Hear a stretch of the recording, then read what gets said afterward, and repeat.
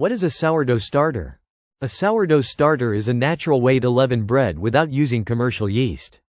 It's made by fermenting flour and water, allowing wild yeast and bacteria to develop. A healthy starter adds depth of flavor, a chewy texture, and a crisp crust to homemade bread. Choosing the right ingredients.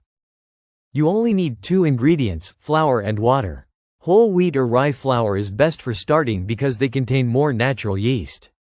Use filtered or dechlorinated water, as tap water with chlorine can slow fermentation.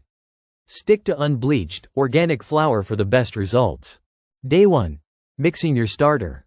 In a clean glass jar, mix 1/2 cup of flour with 1/4 cup of water until smooth. Cover loosely with a cloth or lid to allow airflow. Keep it at room temperature, 70 to 75 degrees Fahrenheit, in a warm spot. After 24 hours, check for bubbles. This is the beginning of fermentation. Day 2 to 3. Feeding and growth. On the second day, discard half of the starter and add another 1/2 cup of flour and 1/4 cup of water. Stir well and cover again.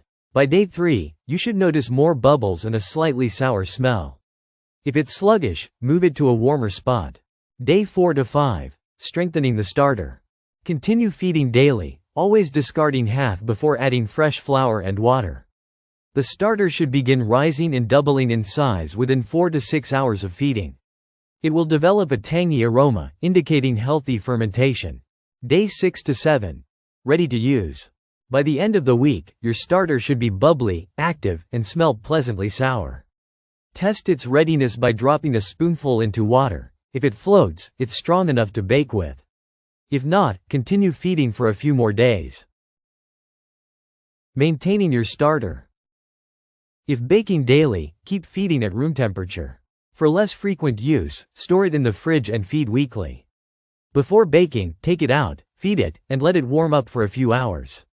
Always discard a portion before feeding to prevent overgrowth. Troubleshooting common issues. If your starter smells bad or turns pink, discard it and start fresh.